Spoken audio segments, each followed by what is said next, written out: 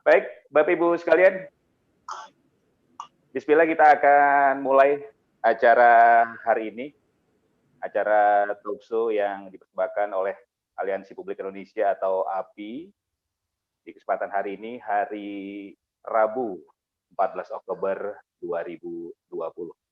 Assalamualaikum warahmatullahi wabarakatuh. Waalaikumsalam warahmatullahi wabarakatuh. Assalamualaikum warahmatullahi wabarakatuh. Selamat siang dan salam sejahtera untuk kita semua. Kami ucapkan terima kasih atas nama Aliansi Publik Indonesia kepada Bapak Ibu hadirin dan jamaah virtual yang siang hari ini berkenan untuk meluangkan waktu di acara talkshow Aliansi Publik Indonesia. Dan saya alhamdulillah hari ini diberikan amanah untuk memandu acara diskusi hari ini. Mudah-mudahan bisa berjalan dengan baik. Dan tema kita di talkshow API kali ini adalah menyoal rancangan undang-undang kejaksaan. Seperti kita ketahui, revisi rancangan undang-undang kejaksaan nomor 16 tahun 2004 yang saat ini posisinya ada di Badan Legislasi DPR. Ini merupakan usulan dari DPR ya, dan kita harapkan prosesnya bisa berjalan mulus seperti undang-undang Cipta Kerja. Apalagi di Senayan banyak juga pengacara atau lawyer ya yang menjadi wakil rakyat. Dan Bapak Ibu sekalian, nanti insya Allah kita akan bagi 3 sesi acara hari ini. Yang pertama nanti kita akan mendengarkan pemaparan dari 3 narasumber, kemudian ada sesi tanya jawab, dan nanti kita akan akhiri dengan sesi kesimpulan dan juga benang merah dalam acara hari ini. Yang pertama saya ingin memperkenalkan diri dulu, nama saya Margi Syarif, sehari-hari saya di MNC 3J FM dan juga ada beberapa kegiatan yang lain. Dan narasumber kita untuk kesempatan hari ini langsung saja ya saya perkenalkan. Yang pertama ada seorang praktisi hukum senior. Beliau juga adalah pakar hukum dari Universitas Krishna Dwi Payana Jakarta. Segera saya sapa Dr. Firman Wijaya, SHMH. Assalamualaikum, selamat siang Mas Firman. Waalaikumsalam warahmatullahi wabarakatuh. Selamat siang Mas Margi, seorang moderator senior, pembawa acara. Sehat ya? Bangga. Mas Firman sehat ya? Sehat, alhamdulillah Mas. Alhamdulillah. Hukum kita sehat gak nih Mas Firman? Ya, kalau mudah-mudahan dia tidak terkena pandemik ya. Jadi imunitas yang cukup stabil, atau saya tidak tahu apakah labil sekarang ini. Yang jelas bisa mengarah ke 2 Mas Margi. Oke, siap. Matur suwun, Mas Firman sudah meluangkan waktu untuk acara siang hari ini. Kemudian saya sapa pembicara berikutnya atau narasumber berikutnya. Ini ada seorang pakar hukum yang sedang ngehits ya akhir-akhir ini. Oh, iya. Beliau adalah pakar hukum dari Universitas Al-Azhar Indonesia. Saya sapa Dr. Suparji Ahmad MH, SHMH. Assalamualaikum, selamat sore Mas Suparji. Waalaikumsalam Mas Margi. Selamat sore Pak Firman juga ya, dan para narasumber yang lain. Assalamualaikum. Sehat ya Mas Suparji? Alhamdulillah Mas Margi. Mas Buloh belum nampak ya, Mas Buloh? Hadir. Ya, oh, sudah hadir. Alhamdulillah. Oke. Ya, sudah hadir. Ini ngomong-ngomong Mas Suparji sudah berapa lama ini meninggalkan ibu kota ini? Sudah hampir 9 bulan 10 hari. Waduh. Bentar lagi melahirkan ya. Ya. Mudah-mudahan ibu kota hamil tua ya, Mas Suparji ya. Iya. Itu udah. Oke, Mas Suparji, matur suwun sudah meluangkan waktu untuk acara hari ini. Kemudian saya sapa juga pembicara ketiga atau narasumber berikutnya. Beliau adalah seorang praktisi hukum juga, sekaligus pakar hukum dari Universitas Pancasila Jakarta. Ada Hasbuloh SHMH. Assalamualaikum, selamat siang Mas Hasbuloh. Waalaikumsalam, selamat siang Bang Margi Syarif, Bang Firman, Pak Suparji, selamat siang. Assalamualaikum. Salam. Apa kabar? Alhamdulillah ya, sehat. Alhamdulillah baik. Sehat ya Mas Hasbuloh ya? Sehat Bang Margi. Sehat ya. Kemarin UP mahasiswanya turun nggak? Stabil, stabil. Stabil, Malah ya. hukumnya naik malah. Oke. Baik. Terima kasih Mas Hasbullah sudah meluangkan waktu untuk acara hari ini. Dan memang pendengar Trijaya bicara soal rancangan undang-undang kejaksaan ini menjadi hal yang penting. Jadi ternyata bukan hanya gedung Kejaksaan Agung yang perlu direstorasi setelah terbakar ya, tapi undang-undang kejaksaan juga perlu direstorasi. Artinya harus ada angin segar terkait peran jaksa. Dan memang ini dalam proses di balik DPR, mudah-mudahan bisa selesai dalam waktu yang cepat. Memang ada beberapa catatan di rancangan undang-undang ini yang diharapkan bisa menjadi angin segar untuk dunia peradilan di Indonesia. Ada soal asas dominus litis, kemudian ada masalah peran kejaksaan yang utuh ya. Artinya memang jaksa itu harus berperan secara utuh, mulai dari tahap penuntutan sampai dengan eksekusi. Nah, ini kita akan bahas bersama narasumber yang berkompeten. Nanti ada kesempatan juga untuk Bapak Ibu hadirin yang ikuti acara kita di kesempatan siang hari ini. Baik, yang pertama, Bapak Ibu sekalian, kita akan dengarkan pandangan sekaligus pemaparan dari masing-masing narasumber terkait dengan tema kita, yakni menyoal rancangan undang-undang kejaksaan. Yang pertama kita akan berikan kesempatan kepada praktisi hukum senior sekaligus pakar hukum dari Universitas Krishna Dwi Payana Jakarta, kepada Mas Firman Wijaya kami persilakan. Monggo Mas Firman. Makasih Mas Margi. Para narasumber yang lain yang saya hormati, yang kita sudah saling bersapa tadi, saya agak tertarik dengan pandangan Mas Margi, apakah restorasi terhadap ya peristiwa belakangan ini, gedung kejaksaan ini juga sebaiknya berimplikasi positif ya terhadap restorasi regulasi kejaksaan.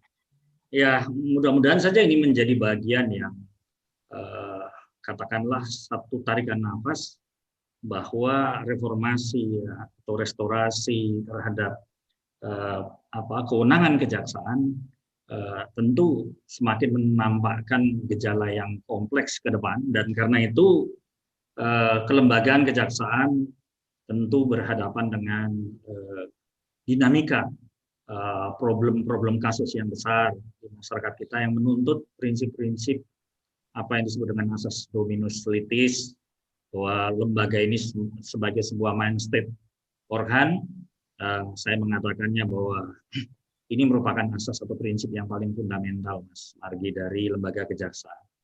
Karena lembaga ini memang memiliki absolut otoritatif yang bersifat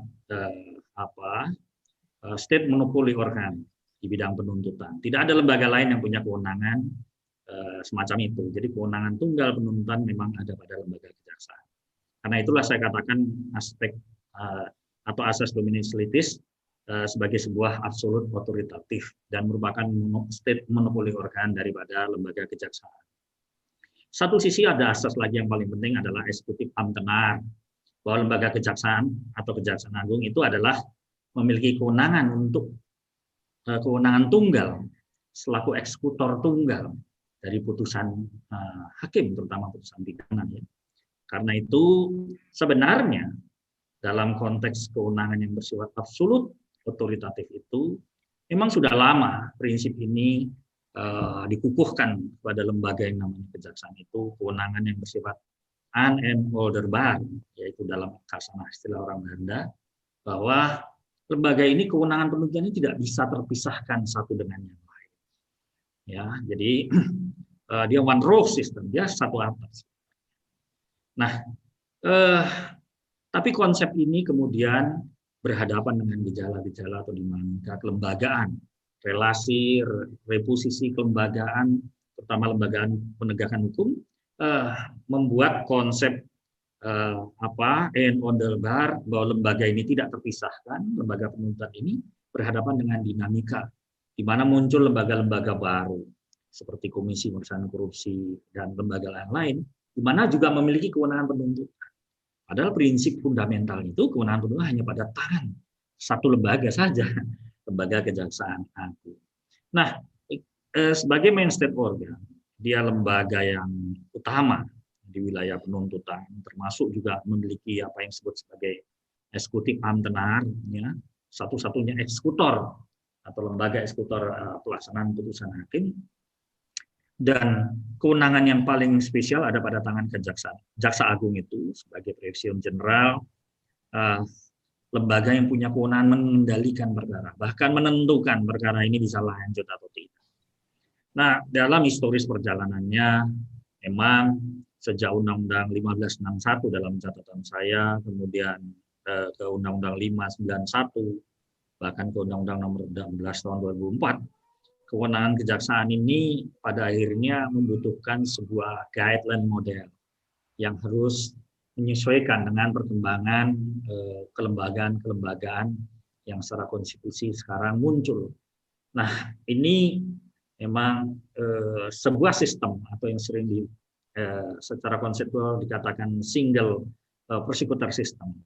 Sistem penuntutan tunggal itu saya katakan tadi gejala peraturan perundang-undangan yang baru yang memunculkan lembaga yang baru juga, misalnya di lembaga-lembaga penegakan hukum, ini membutuhkan role model sehingga arah perkembangan proses penuntutan, pengendalian penuntutan satu perkara sebenarnya secara filosofis dan yuridis bahkan secara sosiologis tentu ini memberikan dampak tersendiri kepada kelembagaan kejaksaan itu. Karena itu sebenarnya rancangan yang muncul sekarang ini adalah bagi saya upaya untuk memperkuat apa yang disebut dengan kewenangan kelembagaan yang bersifat single di bidang penuntutan.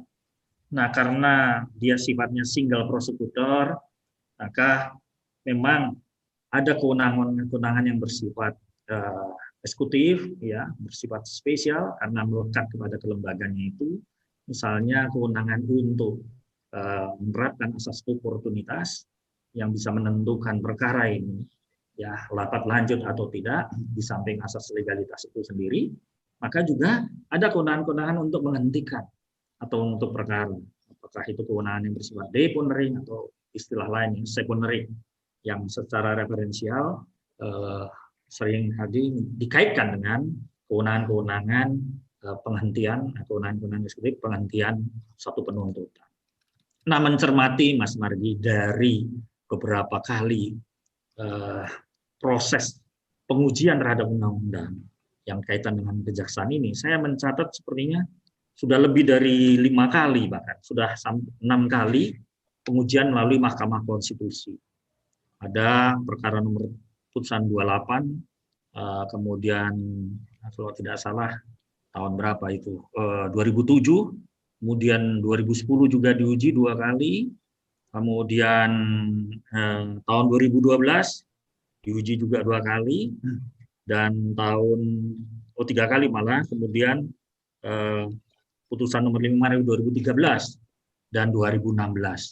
Nah, bahkan kaitan-kaitan dengan kewenangan-kewenangan yang strategis, saya lihat ada 6 isu poin yang kalau boleh saya kumpulkan. Pertama, pengujian kaitan dengan kewenangan kejaksaan dalam penyidikan terhadap tindak pidana tertentu. Kemudian juga kewenangan kejaksaan di bidang perdata dan tata usaha negara, karena kita sama-sama tahu kejaksaan juga memiliki fungsi fungsi pengacara negara, ya, fungsi datun perdata dan tata usaha negara, ya, kemudian juga kewenangan Kejaksaan Agung di bidang ketertiban dan ketentraman umum, bahkan pengawasan termasuk peredaran barang-barang cetakan. Nah, yang keempat juga kaitan dengan pengujian kewenangan Jaksa Agung dalam tadi yang saya sebutkan deponering ataupun secondary. Bahkan juga kewenangan Jaksa Agung terkait dengan pemberian izin pemanggilan, pemeriksaan, penggeledahan, penangkapan, dan penahanan dalam melakukan tindak pidana yang biasanya menjadi bagian dari upaya paksa. Terakhir, kaitan dengan pemberhentian atau posisi Jaksa Agung dalam jabatannya karena berakhir masa jabatan. Nah, ini beberapa poin, beberapa putusan yang pernah tercatat sebagai upaya menguji eksistensi kelembagaan Kejaksaan Agung, termasuk kedudukan Jaksa Agung. Di samping itu juga ada yang saya cermati kaitan dengan pergeseran paradigma. Karena Mas Margi, setiap rancangan undang-undang itu kalau dibentuk, kalau dalam pemahaman Bell Freud ada 3 itu. Arah, ya, isi dan bentuk dari undang-undang. Dan kalau dikaitkan dengan peraturan perundang-undangan atau undang-undang tentang pembentukan peraturan perundang-undangan, pasti ada kaitan dengan kejelasan tujuannya, kelembagaan yang tepat, ya, kewenangannya. Nah, biasanya hal-hal ini secara substansi menyangkut kewenangan, prosedur, dan substansi dari satu undang-undang itu sendiri. Saya mencermati dalam titik yang paling penting adalah soal, sebenarnya saya ingin sampaikan dalam makalah secara tertulis presentasi, namun waktu juga kadang-kala saya mohon dimaklum karena hari-hari selalu urusannya dengan mahasiswa, adalah soal paradigma, ada pergeseran paradigma pemidanaan. Apakah selalu kaitan dengan perkara pidana urusannya dengan penjara, karena beberapa pemikiran tentang prisons dilemma atau prisons kompleks, kompleksitas penjara dan dilema penjaraan itu bahkan sering menjadi catatan sebagai penjara itu sebagai catatan bahwa ini peninggalan relik barbarisme, kira-kira begitu. Sehingga ini jauh sekali dari potret modernisasi hukum peradilan pidana, sehingga ada pergeseran-pergeseran pemikiran hukum pidana. Katakanlah dalam pengungkapan kasus pidana sekarang berkembang model-model penyelesaian perkara tanpa harus membawa ke dalam proses peradilan. Kalau sekiranya dalam karakteristik tertentu ini tidak perlu membebani peradilan, hubungan pelaku dan korban bisa diresto, tadi istilahnya bisa direstoratif justice, ya, konsep keadilan yang restoratif, sehingga model penyelesaiannya bisa melalui settlement out of the court, penyelesaian di luar pengadilan kalau efisiensi dan efektivitas itu dimungkinkan. Ada kajian EAL juga, Economic Analysis of Law, apakah ekonomis bermanfaat atau tidak ketika ini diterus-teruskan dalam proses hukum, apakah tidak ini membebani anggaran dan beban perkara yang seringkali sampai hari ini juga selalu masih menjadi beban sistem peradilan pidana, baik antara CJS-nya, Criminal Justice System-nya, maupun kaitannya dengan CJA-nya, atau Criminal Justice Administrasi. Nah, 2 hal ini kan mestinya harus ketemu.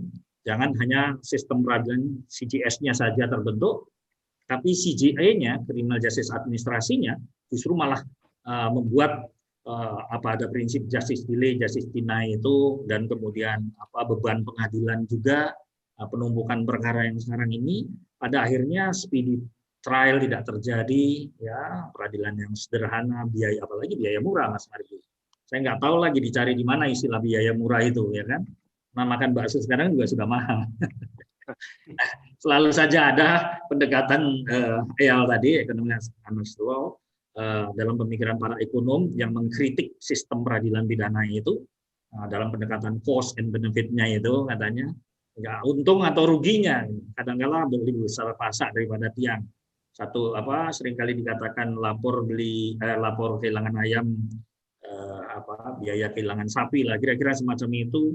Ini menguatkan perlunya alternatif sistem peradilan pidana, alternatif penyelesaian perkara, termasuk kewenangan penuntutan, ya, dengan konsep restoratif justice, bisa nggak itu menjadi filter penuntutan, sehingga lembaga penuntutan juga tidak terbebani urusan sandal jepit menjadi masuk dalam urusan pra-peradilan, urusan pengadilan, pra-penuntutan, dan sebagainya.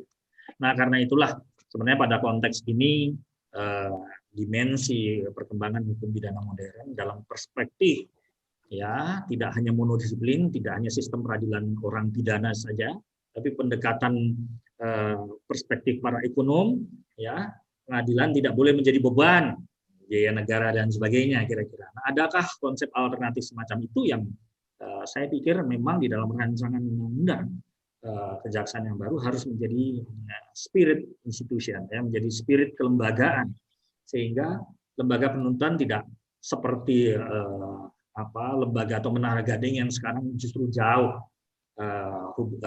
dengan rakyatnya. Pada lembaga atau sistem peradilan itu dibangun, kata almarhum Prof. Tito Raharjo, ada pertanyaan, hukum untuk manusia atau manusia untuk hukum? Ini pasti pandangan-pandangan yang ingin mendekatkan aspek humanistik di dalam sistem peradilan pidana kita, terutama sistem penuntutan kita. Itu Mas Margi. Notes dari. Baik, matur suwun Mas Firman Wijaya sudah memberikan pandangan dan pemaparan ya terkait tema kita rancangan Undang-Undang Kejaksaan. Baik, sekarang kita lanjut ke pembicara berikutnya, narasumber kedua. Kita juga ingin dengarkan pandangan dan juga pemaparannya terkait tema kita menyoal rancangan Undang-Undang Kejaksaan. Saya persilakan pakar hukum dari Universitas Al-Azhar Indonesia, Dr. Suparji Ahmad, SH.MH. Silakan, monggo Mas Suparji. Baik. Ya, maturun Margi, Pak Firman, Pak Hizbullah, dan tadi Mas Margi menyebut jamaah virtual ya. Saya akan menyampaikan beberapa hal. Yang pertama adalah bahwa ini perlu kita bahas ya, revisi undang-undang ini supaya kita tidak kaget gitu ya, seperti Omnibus Law, atau yang terakhir kita juga kaget dengan Undang-Undang MK gitu ya. Sekarang kan orang rame di Undang-Undang MK, sekarang orang jadi hakim MK sampai 15 tahun. Terus kemudian itu di pasal berapa, 49 atau berapa itu katanya tidak perlu ada tindak lanjut dari revisi Undang-Undang MK gitu kan, kalau seandainya diputuskan oleh MK seandainya batal ya. Jadi ada kesan, ada pengamanan terlebih dahulu terhadap Omnibus Law ini karena orang menguji ke mana? Ke MK itu sepertinya mubazir gitu karena solusi yang kemudian memberikan ya sesuatu yang sesuai harapan. Jadi sekali lagi sebagai pengantar supaya kita tidak kaget, publik juga tidak kaget, memang kita perlu menyoroti ini ya itu. Kemudian yang kedua, saya melengkapi dari Pak Firman saja bahwa latar belakang dari perubahan Undang-Undang Kejaksaan ini yang utama adalah terjadinya pergeseran konsep keadilan ya. Di mana konsep keadilan itu dulu adalah bersifat retributif ya, menghukum. Sekarang ini adalah mengarah ke restoratif gitu ya. Bagaimana pemulihan. Jadi terjadi pergeseran tentang keadilan itu yang membawa konsekuensi bagi kejaksaan dan kemudian dipertegas di dalam pengertiannya, kejaksaan itu sebagai bagian dari kekuasaan kehakiman. Sehingga konsepsi diversi itu tidak semata-mata dimonopoli oleh sistem peradilan anak, tetapi bisa dilakukan oleh kejaksaan juga. Karena dengan pertimbangan-pertimbangan tertentu, ya, bahwa tidak selalu pemenjaraan, penjara juga sudah penuh, biaya negara juga mahal, dan lain sebagainya, maka konsepsi restoratif justice itu menjadi sesuatu yang dikedepankan. Saya kira pergeseran paradigma inilah yang menjadi pendorong utama terhadap revisi Undang-Undang Kejaksaan ini.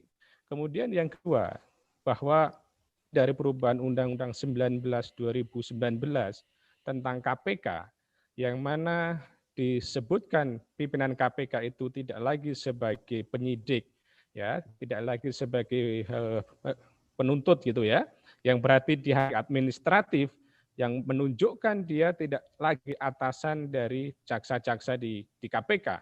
Maka dengan demikian itu menggeser pertanggungjawaban jaksa itu tidak lagi pada pimpinan KPK dalam konteks misalnya penuntutan, tetapi adalah berkoordinasi dengan jaksa. Maka di sini adalah mempertegas konsepsi dominus litis itu. Cuman persoalannya, sebagaimana diskusi kita kemarin adalah, apakah Undang-Undang Kejaksaan ini mampu menyelesaikan, mengimplementasikan, atau mentransformasi terhadap konsepsi dominus litis itu. Mengingat bahwa kita ini menganut konsepsi diferensiasi, spesialisasi maupun kompetensi, ya. Artinya ada spesies polisi sebagai penyidik, ya, kemudian dari KPK, maksud saya kepolisian itu juga nanti tidak bisa bertindak sebagai penuntut. Ini tidak mudah dilaksanakan, mengingat tadi itu ada pemilahan kewenangan-kewenangan. Nah, maka undang-undang ini diharapkan mampu menyelesaikan itu, sehingga konsepsi tentang dominus litis ini bisa diimplementasikan dengan baik. Kalau kemudian pada faktanya aparat penegak hukum itu masih juga menguat, maka tidak bisa menjadi. sering mengatakan bahwa sebagai pengendali perkara itu, Mas Margi yang suka main bola itu playmaker kan, ya, seperti playmaker yang dia menyambut bola, dia mengumpan ke depan, ya, pada strikernya, dan dialah yang mengatur perkara ini. Jadi mau kan atau tidak, ini sangat tergantung dari kejaksaan. Bola dari polisi mau diambil atau tidak, itu kejaksaan. Sebuah tim sepak bola yang playmaker itulah yang akan menentukan keberhasilan. Jadi playmaker yang baik, kalau baik, artinya apa? Revisi Undang-Undang Kejaksaan ini bagaimana bisa mendukung pola permainan sebagai dominus litis tadi itu, sebagai playmaker sebuah perkara, sehingga nanti tidak kendala-kendala teknis lagi di lapangan. Kemudian yang ketiga, bahwa berdasarkan bacaan saya di Undang Kejaksaan ini, revisi ini, itu adalah menempatkan Jaksa Agung dalam posisi kekhusus, ya, seperti polisi, Kapolri, seperti Panglima TNI. Jadi perlu ada ruang khusus karena memang strategi tadi itu dan kemudian posisi sebagai bagian dari kekuasaan keadilan, maka perlu penguatan posisi Jaksa Agung itu. Tetapi yang jadi persoalan adalah bagaimana penguatan itu, ya, terjamin kesinambungannya, ya. Ini yang saya kira belum terjawab di dalam Undang-Undang Kejaksaan ini. Artinya jabatan, ya, jabatannya itu jangan sampai setiap saat itu digoyang-goyang gitu loh, ya. Ya, karena ini lagi-lagi prerogatif presiden misalnya, terus kemudian saat bisa berubah, itu yang terjadi. Posisinya menjadi tidak kuat, ya. Karena apa tadi? Tidak ada kenyamanan. Jadi ini juga yang perlu dijawab, tidak sekedar menempatkan Jaksa Agung itu seperti Kapolri, seperti Panglima TNI, atau kekhususan dalam sistem aparatur sipil negara, tetapi yang lebih penting adalah bagaimana posisi Jaksa Agung terjamin, ya, kesinambungannya. Tidak setiap saat digoyang kedudukannya, apakah unsur politik, unsur ini, dan unsur sebagainya. Ya. Jadi ini juga yang harus dijawab dalam rancangan undang-undang ini. Kemudian menurut saya yang ketiga, yang keempat, yang juga penting adalah bahwa salah satu upaya untuk melakukan penguatan kejaksaan ini akan melakukan perlindungan dengan standar-standar internasional. Mengingat kita sejak tahun 2006 sudah menjadi anggota IAB. Bagaimana ada standar perlindungan jaksa yang berlaku secara universal. Dan jaksa di sini nanti juga akan bisa menjawab seperti apa yang ada di KPK. Artinya jangan sampai kasus-kasus Novel Baswedan dalam konteks ini adalah penyidik, ya, itu terulang lagi. Atau kemudian jaksa-jaksa lain juga mengalami intimidasi. Jadi standar perlindungan internasional ini juga menjadi penting. Dan kemudian juga materi lain yang ini adalah adanya intelijen judicial, ya, ada intelijen, penguatan fungsi-fungsi intelijen, dan kemudian juga ada fungsi penyadapan dari kejaksaan. Ini memang suatu terobosan yang kemudian perlu disesuaikan dengan undang-undang intelijen, disesuaikan dengan regulasi tentang intelijen, undang-undang tentang penyadapan, supaya pada akhirnya terjadi sebuah harmoni antara regulasi satu dengan regulasi yang lain. Dan juga bahwa di dalam konteks ini posisi jaksa sebagai pengacara negara itu bisa memberikan pendapat teknis terhadap sebuah perkara yang dalam hal ini misalnya ada di Mahkamah Agung atau berselisih. Jadi ada semacam bagi penegakan hukum itu, bagi Kejaksaan Agung ini, Mahkamah Agung bisa memberikan sebuah fatwa, memberikan sebuah pendapat. Karena konteksnya jaksa sebagai pengacara. Saya kira itu hal sebagai pelengkap yang perlu saya sampaikan adalah dalam konteks diskusi ini akhirnya lagi-lagi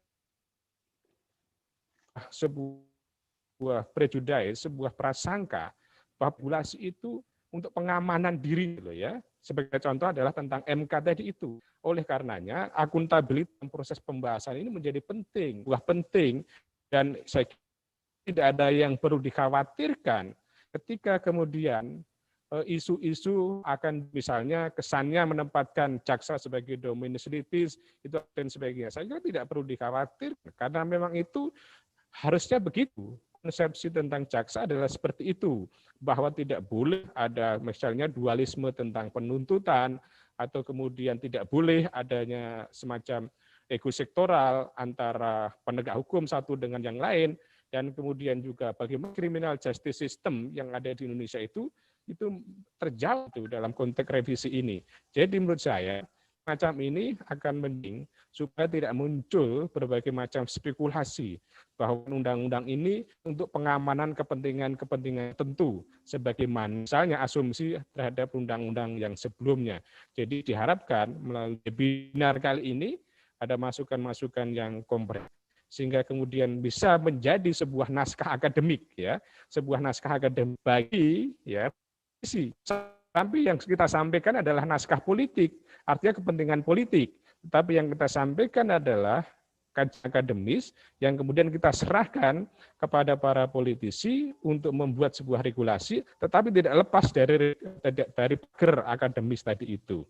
Saya kira itu pengantar saya Mas Margi. Kita bisa lanjutkan dalam forum diskusi. Terima kasih Mas Margi. Assalamualaikum. Matur suwun, Mas Supardi. Itu kayaknya Mas Supardi bahannya tebal ya. Ada kali 812 halaman ya. Oke, matur suwun, Mas Tidak Supardi. setebal itu kayaknya. Tidak setebal itu ya. Oke, baik. Karena fontnya dikecilin. Iya, tidak setebal itu. Dan saya juga ingin mengucapkan fontnya dikecilin, spasinya selamat datang dan selamat bergabung untuk Bapak Ibu dan jamaah virtual yang saat ini sudah bergabung bersama kita di acara Talkshow Aliansi Publik Indonesia atau API. Tema kita hari ini, hari Rabu ya, 14 Oktober 2020 adalah menyoal rancangan Undang-Undang Kejaksaan. Ada 3 narasumber yang sudah bersama kita. Ada Mas Firman Wijaya, tadi sudah menyampaikan pemaparannya, kemudian Mas Parji Ahmad juga baru saja selesai menyampaikan pemaparannya, dan sekarang kita akan dengarkan pandangan sekaligus pemaparan dari narasumber kita yang ketiga, seorang praktisi hukum juga, dan beliau adalah pakar hukum dari Universitas Pancasila. Ini satu-satunya kampus swasta di Jakarta yang punya stasiun sendiri. Monggo, Mas Hasbuloh. Baik, terima kasih Bang Margi. Dalam konteks RUU Kejaksaan, yang sudut pandang saya melihat bahwa eksistensi dominus litis ini menjadi hal yang tidak boleh atau sama sekali dikurangi dalam RUU Kejaksaan, konteksnya begitu. Karena secara historis bahwa kejaksaan ini memang ada sebagai suatu alat kelengkapan negara yang berfungsi dalam rangka untuk melakukan suatu penuntutan. Bahkan dari kita flashback ke belakang, ya, bahwa sejak Majapahit pun Ganyang Banda itu sebagai seorang adayaksa, ya, sebagai suatu obsitor atau open rector. Dan ini sebetulnya yang harus dijaga dan harus tetap ada pada suatu undang-undang kejaksaan. Nah, pada faktanya pada hari ini ya, ada beberapa sebaran-sebaran mengingat bahwa Undang-Undang Kejaksaan ini 2004 ya.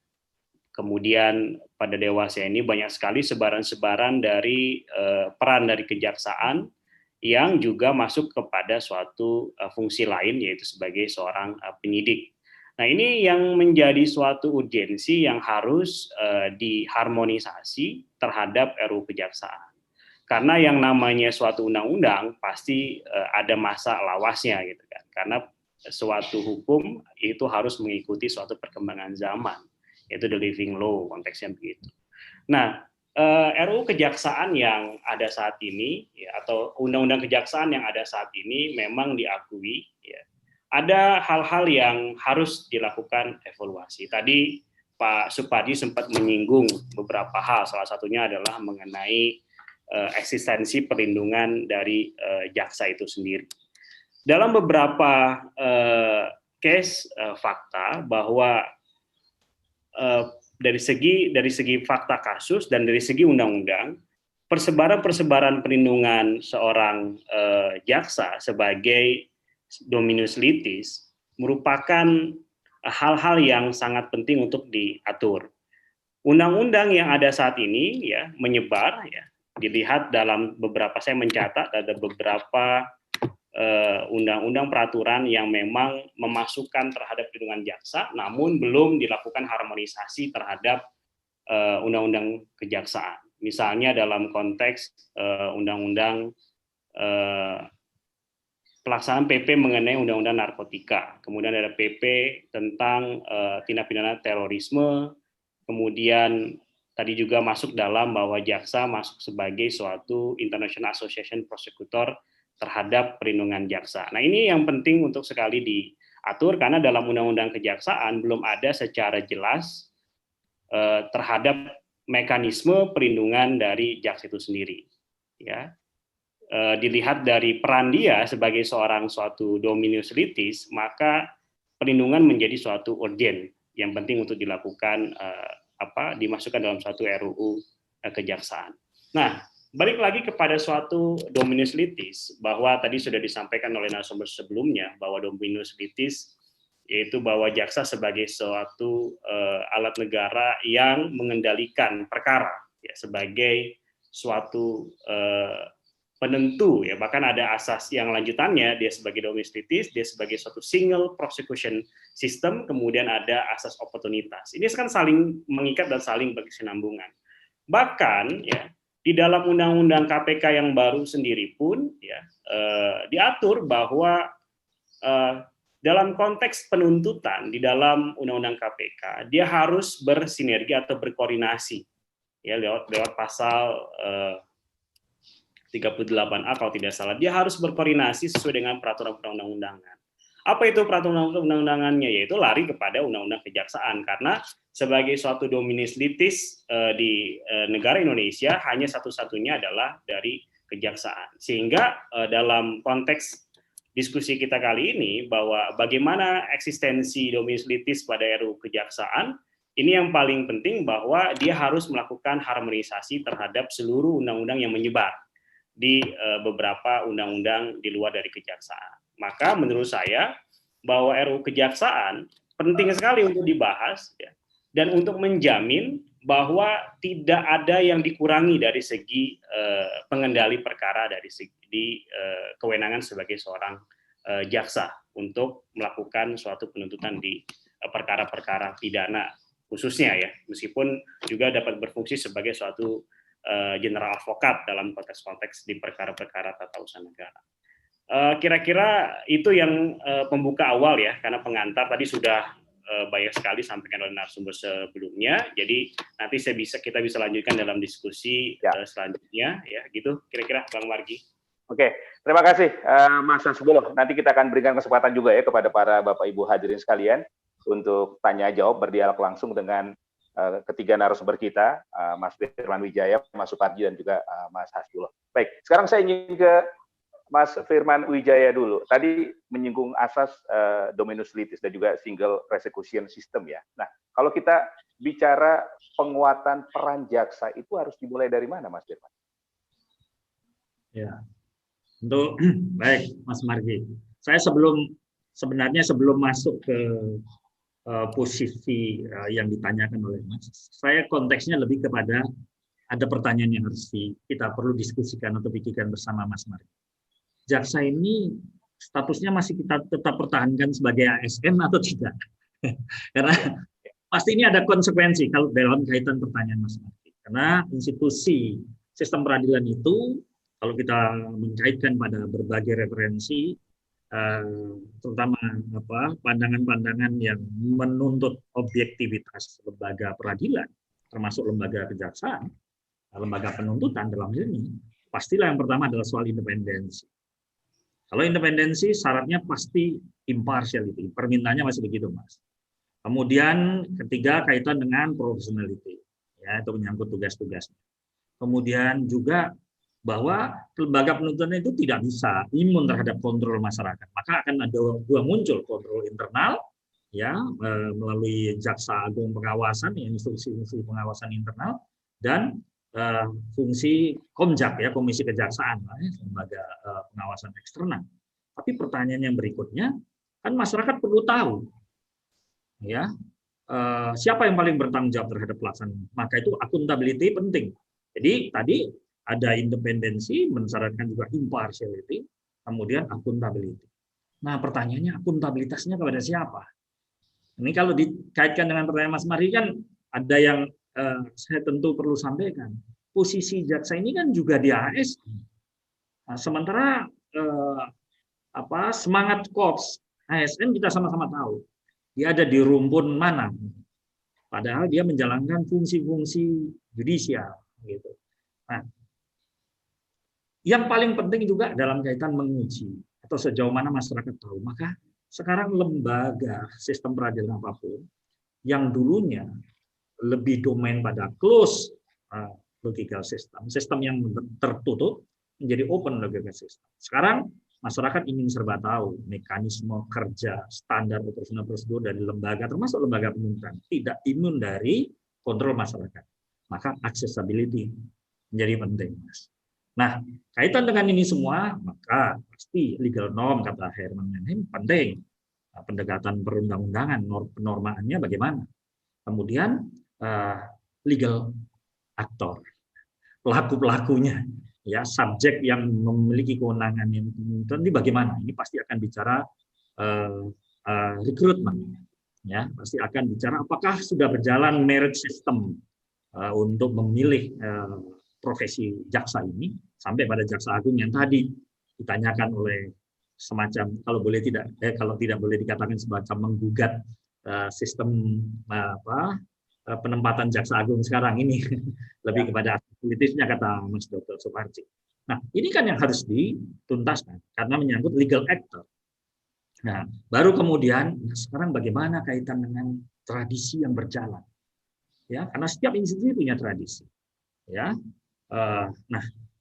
Ini aspek budaya, culture, legal culture-nya bagaimana, budaya hukum kejaksaannya bagaimana selama ini berjalan. Tentu kan perlu ada ya reward and punishment yang bisa dipotret oleh masyarakat bahwa mereka bisa meletakkan kepercayaan kepada lembaga ini. Nah, sejauh mana aspek tadi merit system penempatannya, apakah berdasarkan uji kompetensi yang bisa diakses oleh publik, termasuk track record para jaksa. Nah, kemudian apakah juga ini lebih kepada urusan like and dislike dan macam-macam, ya, yang selama ini seringkali menjadi sentimen negatif publik. Nah, kemudian yang terakhir adalah tentu ini menyangkut professionality, dignity, menyangkut kehormatan kelembagaan. Karena sejauh ini juga seringkali kelembagaan kejaksaan tidak kurang diuji, ya, kaitan dengan dignity, dengan kehormatannya utamanya, misalnya kalau berkaitan dengan kasus-kasus yang melibatkan ya internalnya, melibatkan jaksa-jaksa. Tentu ini bagian juga untuk menempatkan sejauh mana dignity atau kehormatan lembaga kejaksaan itu. Lembaga adiaksa tadi istilah Pak Dr. Hasbullah tadi, Gajah Mada itu ya sudah merupakan simbolik adiaksa. Itu memang ada di dalam catatan sejarah kita.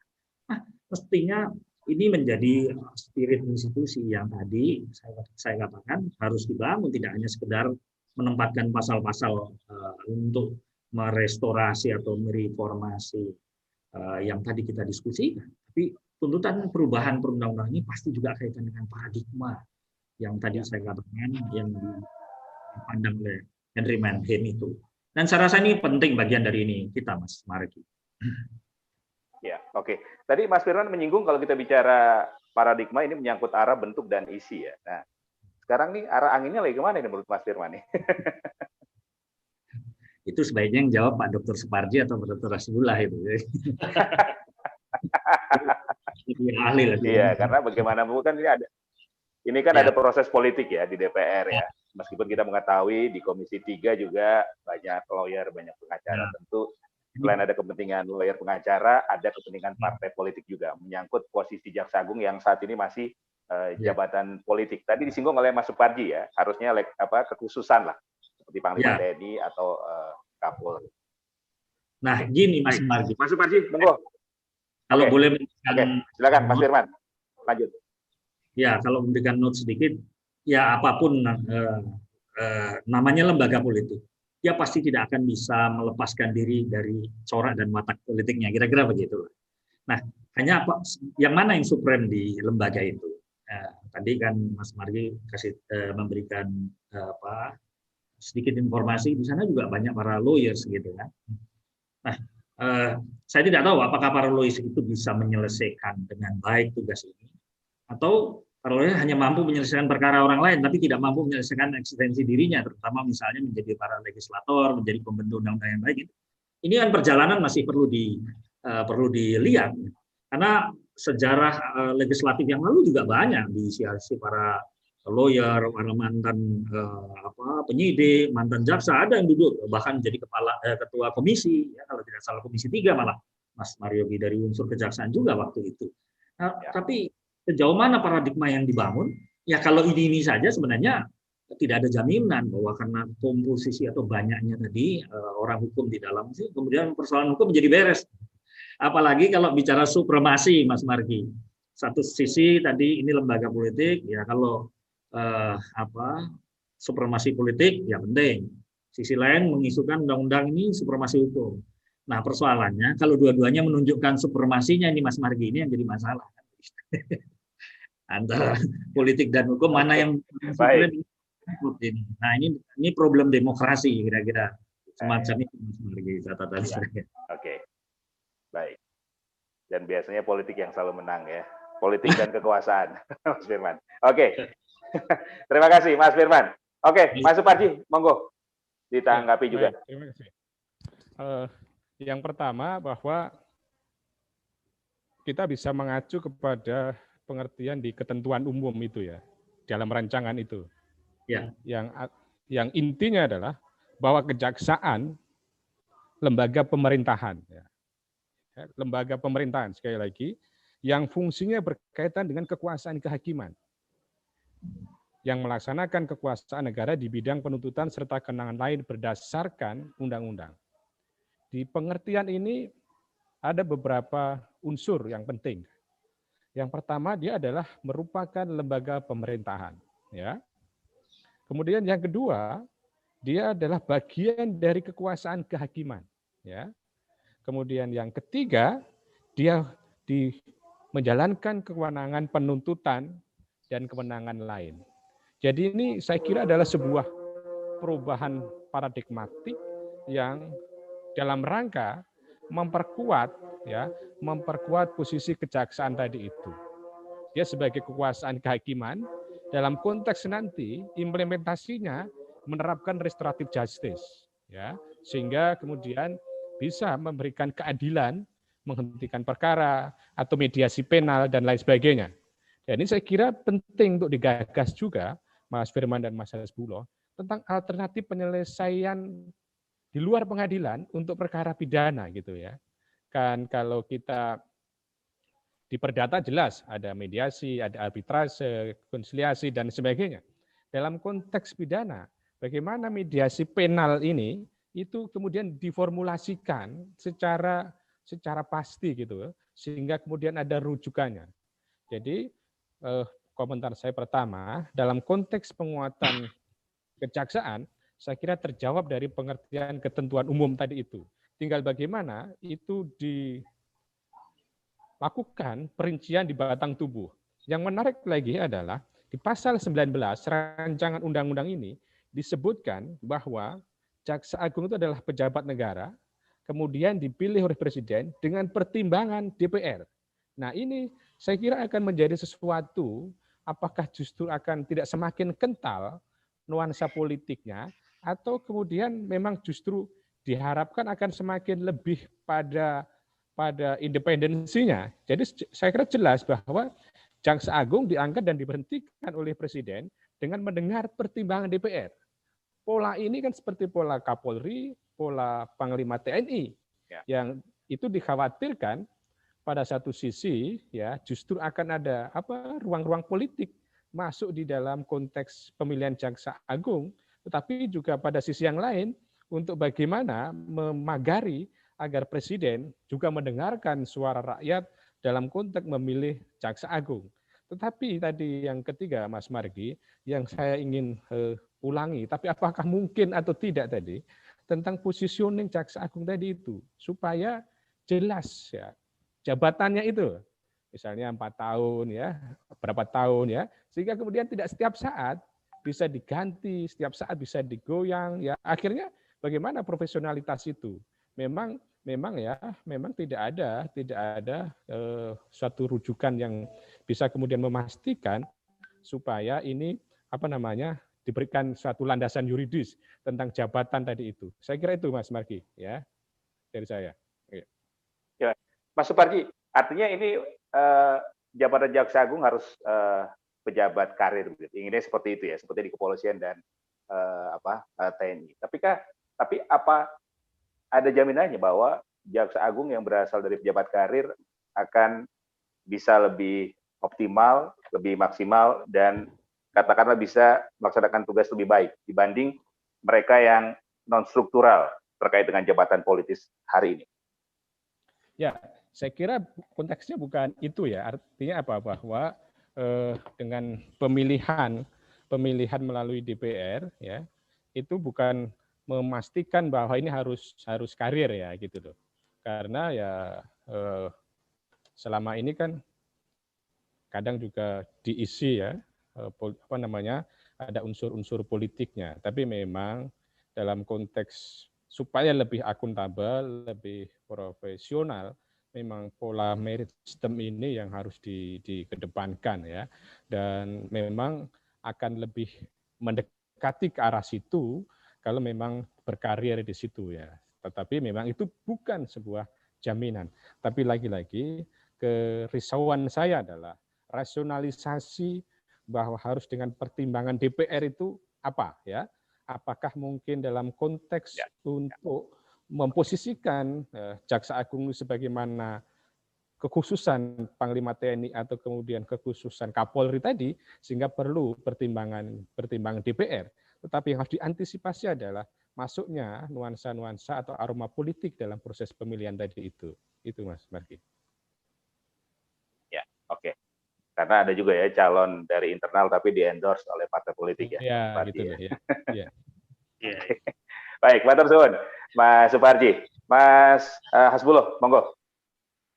Ya, konteksnya bahwa saya melihat dalam konteks penguatan kejaksaan, ini tadi apa yang disampaikan Pak Suparji, saya mengamini ya dalam konteks bahwa pengisian jabatan di dalam korps dalam lembaga kejaksaan ini kan butuh seorang yang memang secara teknis menguasai, ya, secara substance menguasai terhadap fungsi kewenangan dari kejaksaan itu sendiri. Ya, karena Kejaksaan Agung, kepolisian, ini kan merupakan suatu lembaga yang mempunyai kewenangan teknis yang krusial menyangkut penegakan hak asasi manusia, ya, menyangkut mengenai perlindungan terhadap warga negara Indonesia, ya, dan menyangkut terhadap suatu kestabilan hukum yang ada di Indonesia. Sehingga saya agak lebih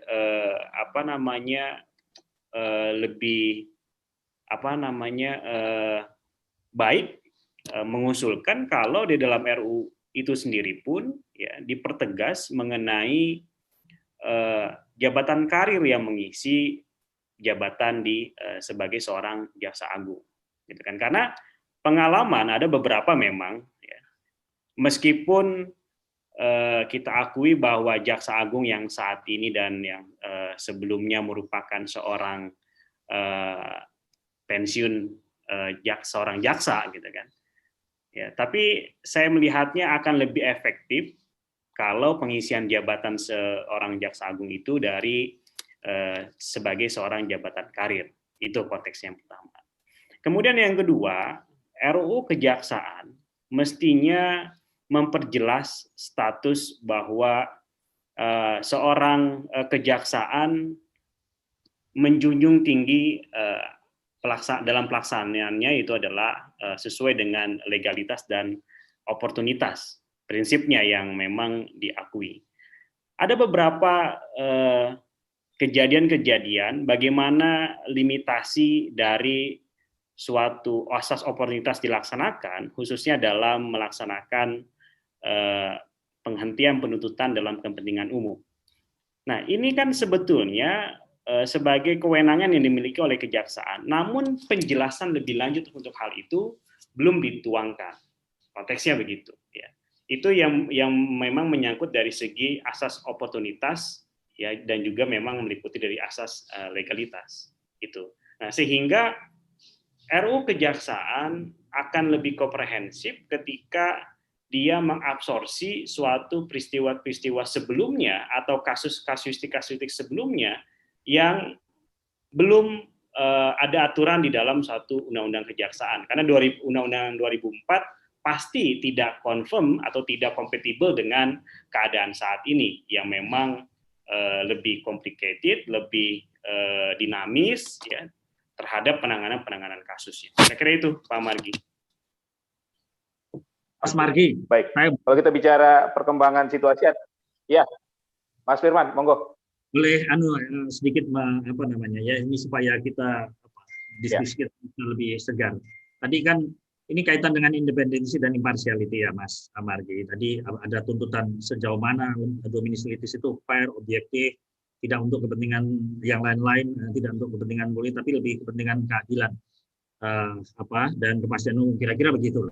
Nah, pertanyaannya kemudian, kalau ini kaitan dengan pengisian jabatan, tadi kan saya tanyakan, apakah faktor misalnya kedudukan dia sebagai ASN sama dengan ASN yang lain? Kemudian satu sisi ini lembaga menjalankan fungsi tadi disampaikan oleh Pak Dr. Suparji, fungsi kehakiman. Nah, pertanyaan kemudian apakah bisa asas atau prinsip domesticity didekati secara mendua? Nah, ini apa tidak jadi loyalitas ganda, Mas Sumergi? Satu sisi hari ini saya setia kepada pemerintah, sisi berikutnya saya setia kepada masyarakat mencari keadilan atau justiciability. Ini kan seringkali juga tidak hanya lembaga kejaksaan, lembaga peradilan pun sering digugat terkait independensi dan impartiality-nya. Nah, utamanya tentang status ASN. Nah, ini tentulah menurut hemat saya di dalam undang-undang kejaksaan ini juga harus bisa yang baru bisa memberikan semacam reduksi ya kalau aspek loyalitas ganda itu terjadi.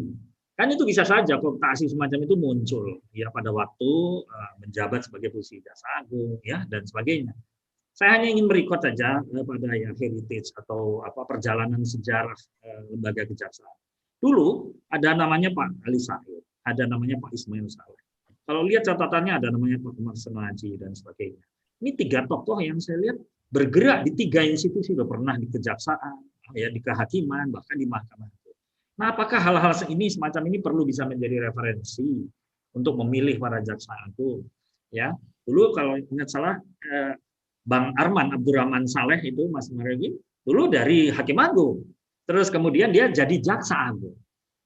Memang ada pertanyaannya, apa sih bedanya? Apakah kedudukannya secara politis mana lebih tinggi antara Hakim Agung atau Ketua Mahkamah Agung dengan jaksa agung? Kadang-kadang hal-hal semacam ini juga akan mempengaruhi di dalam atmosfer mendesain atau apa yang saya sebut tadi merit system tadi dan juga kembali diungkap oleh Mas Suparji, Dr. Suparji dan Pak Dr. Hasbullah. Nah, ini yang hemat saya pada kesempatan hari ini buat saya posisi jaksa agung itu terutama dalam rancangan ini penting sekali untuk menentukan seperti apa terlepas dari dikotomi karir non karir ya Mas Margi, tapi yang harus dipecahkan itu tadi bagaimana mengantisipasi loyalitas ganda tadi ya kan harus loyalitas terutama loyalitas jasanya kepada keadilan dan kepastian hukum. Nah itu yang sebenarnya kalau saya boleh pinjam konsep manajemen itu ada yang namanya fiduciary duty. Jadi kedudukan jaksa agung dan sebagainya itu hanya menjalankan tugas yang mulia dan dipercaya. Jadi ini memang soal manusia pilihan Mas Margi. Nah, konteks pilihannya tentu tidak hanya dalam sekedar dikotomi tadi, tapi masyarakat pun ya memberikan fiduciary, memberikan kepercayaan gitu ya, kepada jaksa agung ini. Nah, ruang ini yang sebaiknya harus diformulasikan dengan baik. sebagai sebuah regulasi ke depan gitu, sebagai politik hukum kita bagaimana memilih ideal seorang jaksa agung gitu, Mas Mar. Oke. Jadi proses rekrutmen itu penting juga, pintu masuknya ya, salah satunya ya, Mas Firman. Oke, baik. Terima kasih Mas Firman.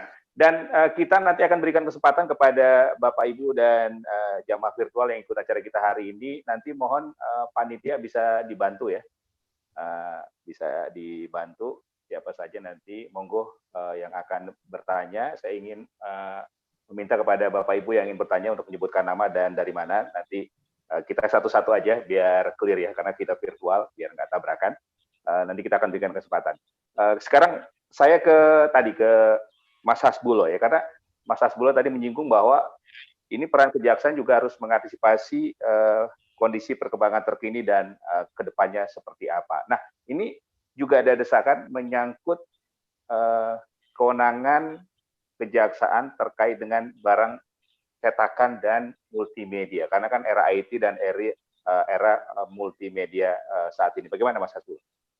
Ya, di dalam itu memang amanah dari putusan Mahkamah Konstitusi, yang memang melakukan suatu kewenangan dari kejaksaan untuk melakukan pengamanan terhadap peredaran barang cetakan yang harus dilakukan penyitaan atau tindakan hukum lain melalui proses peradilan. Nah, memang dikategori bahwa perkembangan hukum bahwa kejaksaan merupakan eksekutor, dia sebagai bahkan di beberapa undang-undang kejaksaan berfungsi sebagai penyidik dan bahkan bisa melakukan suatu tindakan-tindakan pembubaran sebagai suatu badan hukum. Nah, kaitannya dengan kewenangan pengawasan barang cetakan yang sebelumnya itu masuk dikategorikan ini kan sebagai suatu perkembangan teknologi. Sebetulnya kewenangan sebelumnya bahwa kejaksaan melakukan suatu pengawasan barang cetakan itu sudah diamanahkan. Cuman memang dalam perkembangannya inilah salah satu bentuk bahwa kejaksaan undang-undangnya belum mengcover ya mengikuti perkembangan zaman.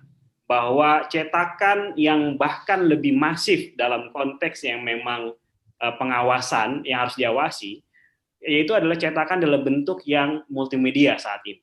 Ya, cetakan-cetakan yang memang dalam bentuk konvensional, penyebarannya secara konvensional tidak begitu masif, tapi dengan multimedia, ya ini menjadi dalam hitungan detik bahwa cetakan-cetakan yang mungkin di dalamnya ada ada unsur-unsur yang memang berbau hate speech dan lain sebagainya, ini yang kemudian harus juga diberikan kewenangan itu kepada kejaksaan. Memang nanti akan menjadi suatu akan menjadi suatu overlap ya dengan lembaga-lembaga yang lain dalam konteks mengawasi sebagai suatu tindakan-tindakan yang bersifat siber. Ini yang perlu diharmonize gitu kan. Tapi sejatinya kewenangan pengawasan terhadap barang cetakan memang sudah sudah diberikan sebelumnya. Cuman dalam perkembangan zaman bahwa cetakan yang dalam bentuk suatu multimedia ini yang menjadi concern kita saat ini. Sehingga menurut saya ini yang menjadi salah satu hal yang urgent untuk diberikan pengaturannya di dalam RU Kejaksaan. Kemudian saya menyangkut tadi mengenai positioning jaksa dalam konteks dia di bawah eksekutif atau dia di bawah yudikatif. Ini kan sebetulnya permasalahan ini di tahun di amandemen Undang-Undang Dasar 1945 sebetulnya ini perdebatan ini sering sekali muncul. Gitu kan. Sayangnya Undang-Undang Dasar pada saat itu tidak memberikan tafsiran konstitusional secara jelas di mana kedudukan kejaksaan. Gitu kan. Nah, padahal di dalam Undang-Undang Kekuasaan Kehakiman yang tahun 2009 dijelaskan bahwa salah satu badan-badan di bawah kekuasaan kehakiman dituliskan di dalam undang-undangnya itu termasuk juga kejaksaan yang mempunyai fungsi sebagai penuntutan. Nah, ini harus diperjelas juga ya, kemana posisi dari wilayah dari kejaksaan. Ya, karena bagaimanapun fungsi dari kejaksaan itu sebagai dominus litis dalam rangka untuk mewujudkan suatu restart negara hukum. Kan arahnya ke sana. Bagaimana mewujudkan suatu kepastian hukum, arahnya ke sana. Sehingga menurut hemat saya bahwa perdebatan-perdebatan dan tafsiran-tafsiran mengenai di mana wilayah kejaksaan itu berada ini menjadi penting. Karena undang-undang kekuasaan kehakiman sudah mention, sudah menyebut bahwa kejaksaan itu masuk dalam ranah wilayah dari yudikatif. Ini menjadi penting. Begitu Bang Margi kira-kira pendapat saya. Baik, terima kasih Mas Hasbul. Saya ke Mas Supati kembali. Mas Supati, bicara soal single prosecution system ya, artinya memang ini ada keinginan untuk mengembalikan marwah jaksa sebagai penuntut yang tunggal, yang memiliki kewenangan mulai dari penuntutan sampai dengan eksekusi. Tadi Mas Supati juga menyinggung soal adanya ego sektoral. Ada lembaga lain, tadi sebut KPK misalnya. Meskipun kalau kita flashback sedikit, KPK dibentuk untuk mengisi kekosongan atau belum optimalnya lembaga peradilan seperti kejaksaan dan juga kepolisian. Nah, jika nanti memang ada desakan untuk mengarah ke sana, saya ada sedikit kekhawatiran mengenai potensi penyalahgunaan kewenangan. Ini menyangkut integritas mental dan juga sumber daya jaksa Indonesia hari ini. Silakan Mas Padi. Ya, saya kira dengan lahirnya Undang-Undang 19 2019 dan kemudian nanti hasil revisi Undang-Undang Kejaksaan ini itu akan bisa mengatasi persoalan ego sektoral tadi itu. Karena akan ada sebuah norma yang mana menggiring atau kemudian mendesain bahwa konsep penuntutan itu berada pada kendali kejaksaan tadi itu. Ya, itu yang pertama. Jadi seharusnya ini taat asas lah, taat norma baik KPK maupun kejaksaan dan kemudian dilaksanakan sebagaimana mestinya, sebagaimana perintah dari undang-undang tadi itu. Kemudian yang kedua, kekhawatiran bahwa dengan konsep yang sedemikian luas tadi itu, apakah nanti itu akan justru disalahgunakan atau kemudian justru menjadi semacam mundur ke belakang lagi, misalnya semangat kita dalam konteks pemberantasan korupsi. Saya kira kekhawatiran itu menjadi sebuah tantangan bagi kejaksaan ya, yang sudah diberikan posisi sangat strategis, sangat penting tadi itu, dan ini juga menjadi tuntutan. Kenapa di dalam Undang-Undang Kejaksaan ini, ya RU yang baru ini, tidak menyinggung tentang revisi Komjak ya, Komisi Kejaksaan. Yang mana juga Komisi Kejaksaan ini ada semacam apa namanya, pertanyaan publik, fungsinya, optimalisasi kinerjanya itu seperti apa. Nah, bagaimana kemudian para pembuat undang-undang ini juga melakukan analisis, melakukan review terhadap keberadaan Komisi Kejaksaan sehingga kemudian lebih optimal dan kejaksaan bisa menjadi lebih profesional ya, Komisi Kejaksaan lebih menjadi proporsional ya, tidak ada nuansa-nuansa lain gitu loh.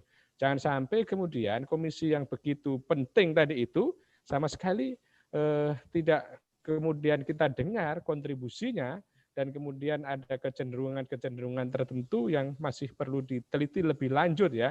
Jadi maksud saya sebaiknya mumpung ini masih dalam proses harmonisasi di Balek sudah selesai dan mungkin akan diserahkan kepada mungkin Bamus untuk dibahas di mana di Komisi 3 atau di Pansus, saya kira juga perlu disoroti tentang eksistensi dari Komisi Kejaksaan supaya bisa juga mengantisipasi kekhawatiran yang tadi itu adanya misalnya penyimpangan, adanya yang nakal-nakal, ada yang jual-jual nama dan lain sebagainya. Nah ini supaya Komjak ini selain adanya Jamwas itu memastikan harkat martabat para jaksa ini betul-betul profesional, betul-betul berintegritas dan kemudian sesuai dengan nilai-nilai keadilan. Yang menarik Mas Margi ya, pasal ini di huruf akhirnya masa jabatan Jaksa Agung itu itu disebutkan berakhirnya masa jabatan presiden dalam satu periode bersama-sama masa jabatan anggota kabinet. Ya. Tetapi huruf E-nya itu diberhentikan dalam masa jabatan oleh presiden dalam periode yang bersangkutan. Jadi antara D dan E, pada satu sisi D itu untuk menjamin kesinambungan, ya, konsistensi jabatan sama dengan jabatan kabinet, tetapi pada hurufnya itu tetap saja memberikan ruang bisa diberhentikan oleh presiden setiap saat. Jadi ini saya kira kekerisauan supaya kemudian bisa dijawab agar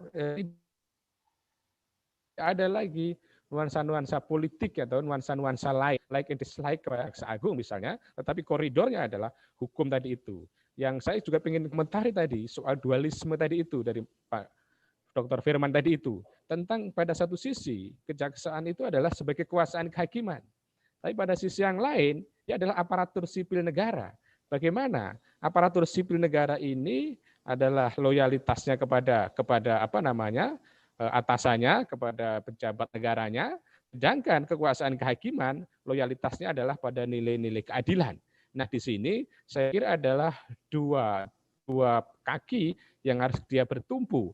Tapi mungkin saja ini bisa dijawab pada dalam konteks dalam konteks jabatan, misalnya administratif, tapi mereka tunduklah kepada misalnya sebagai aparatur sipil negara. Tetapi dalam konteks sebagai kekuasaan kehakiman, tunduklah pada nilai keadilan. Sehingga representasi atau kehadiran kejaksaan ini sebagai representasi negara yang mencerminkan betul-betul untuk menyuarakan keadilan, meluruskan warga negara supaya tidak melanggar undang-undang. Jadi ini saya kira memang perlu dibuat sebuah formula bagaimana rincian antara kekuasaan kehakiman dan kemudian antara aparatur sipil negara sehingga pijakan para jaksa ini menjadi jelas dan kapan saya harus bertindak sebagai aparatur sipil negara. Itu Mas Margi mungkin. Oke, matur suwun Mas Suparji. Tadi Mas Suparji nyinggung soal Komisi Kejaksaan ya atau Komjak ya. Ini ada info dari teman ya. Ketua Komjak Pak Barita sekarang jadi komisaris Dana Reksa. Tapi Dana Reksa kasusnya lagi ditangani Kejaksaan Agung katanya. Ya itu, Mas Budha tahu nggak itu? Itulah. Oke, baik. Sekarang kita memasuki sesi kedua, tanya jawab. Monggo kepada Bapak Ibu yang ingin bertanya langsung kepada tiga narasumber, Mas Firman, Mas Suparji, dan Mas Hasbullah. Monggo dari panitia API bisa dipandu satu-satu.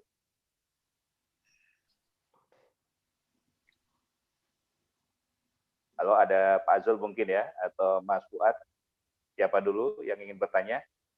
Silakan sebutkan nama dan dari mana. Monggo, silakan.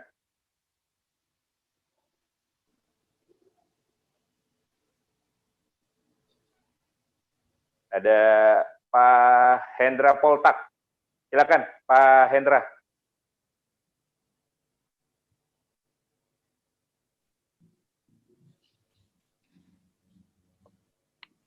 Halo, Pak Hendra.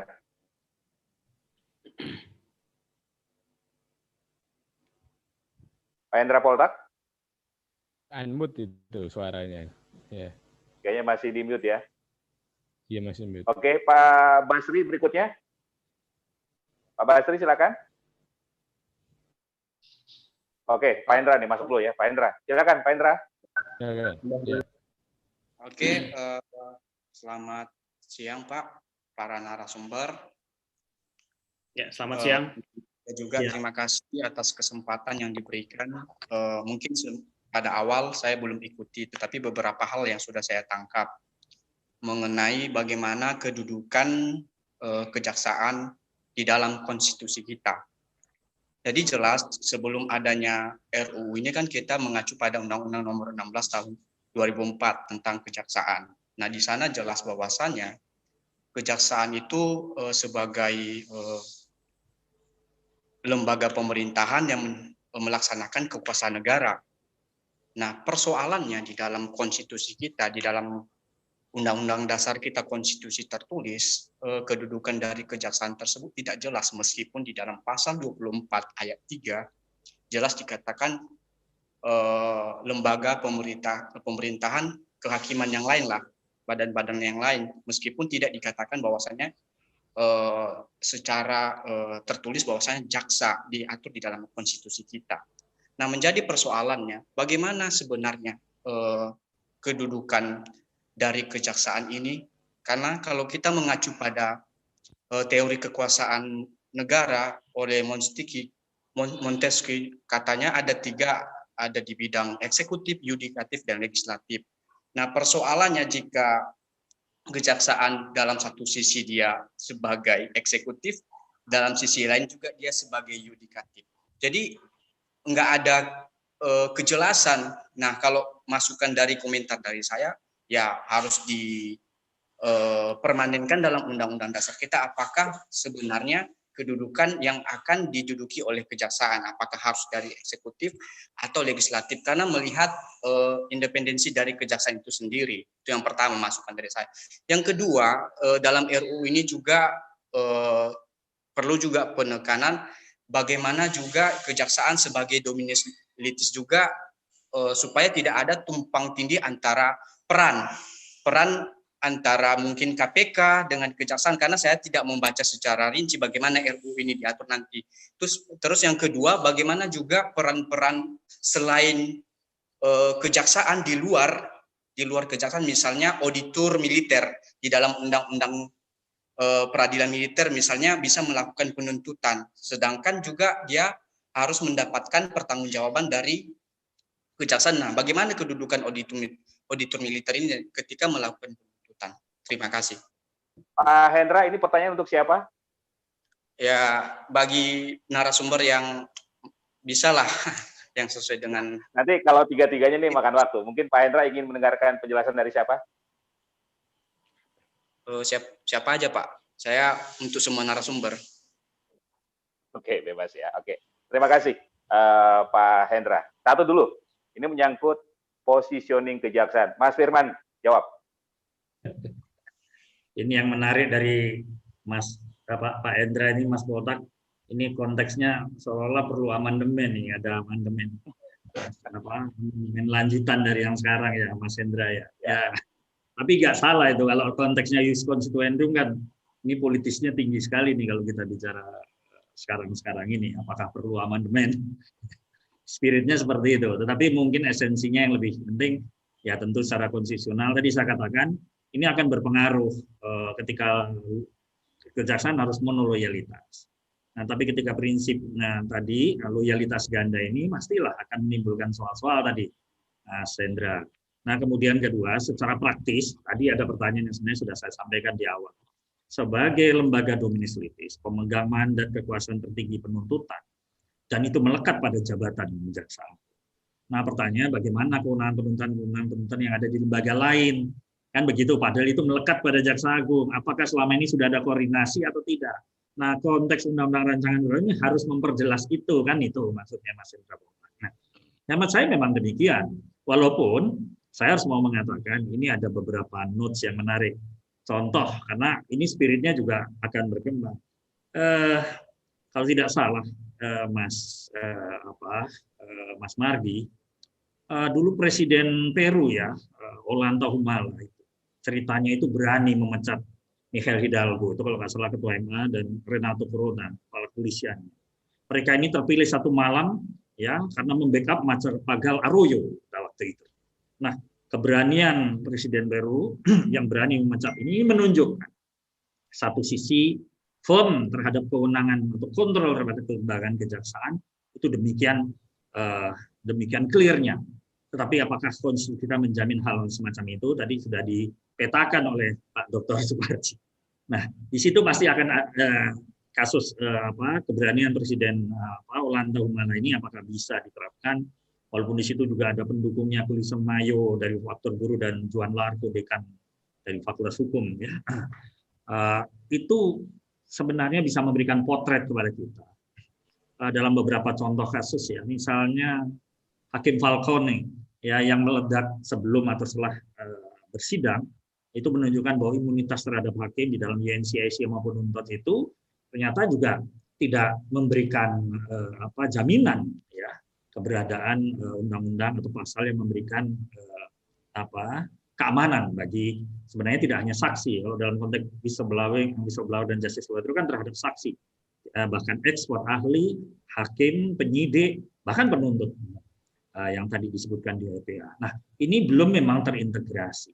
Tapi contoh kasus yang saya sampaikan tadi, Presiden Hollande yang berani mengambil keputusan besar, itu juga diimbangi dengan merit system, terutama aspek ketika posisi Jaksa Agung ini betul-betul posisi yang independen. Kenapa? Memang ini menjadi taruhan legitimasi sebagai sebuah lembaga tadi yang ditanyakan Mas Hendra. Tanpa itu, lembaga ini akan rawan kecurigaan publik. Sama dengan biasanya, ketika lembaga ini rawan terhadap kecurigaan publik, ya, maka persoalan atau katakanlah independensi dan impartiality itu menjadi soal. Bahkan terkait juga lembaga baru, misalnya KPK sekarang. Mereka kan juga punya kewenangan untuk melakukan penuntutan. Apakah penuntutan ini sudah dikonsultasikan atau kewenangannya ada pada Jaksa Agung yang melekat pada Jaksa Agung dan itu selalu disampaikan pada sana? Kita tidak tahu. Nah, ini kan yang kemudian menimbulkan problematika kaitan dengan prinsip domesilitis. Apalagi dia sebagai punya kewenangan tunggal tadi, ya, eksekutif kelembagaan eksekutif di bidang sang eksekutor tunggal terhadap putusan hakim atau putusan peradilan pidana. Potret kasus sekarang ini kan menunjukkan sebenarnya masih begitu lemahnya lembaga atau kewenangan dominus litis, termasuk prinsip eksekutor tunggal itu, sehingga terjadilah kasus-kasus yang lambat dari segi penuntutannya, lambat eksekusinya, dan kemudian berdampak kepada kepastian hukum dan keadilan. Jadi hemat saya ya setuju saja kalau amandemen konstitusi juga dilakukan. Mudah-mudahan Mas Hendra bisa menjadi inisiatornya itu untuk melakukan amandemen kalau memang konsep lembaga kejaksaan itu belum jelas. Oke, baik. Terima kasih Mas Firman. Mudah-mudahan terjawab tuntas ya Pak Hendra. Sekarang kita sapa, ada Pak Basri nih ingin bertanya juga. Monggo silakan Pak Basri.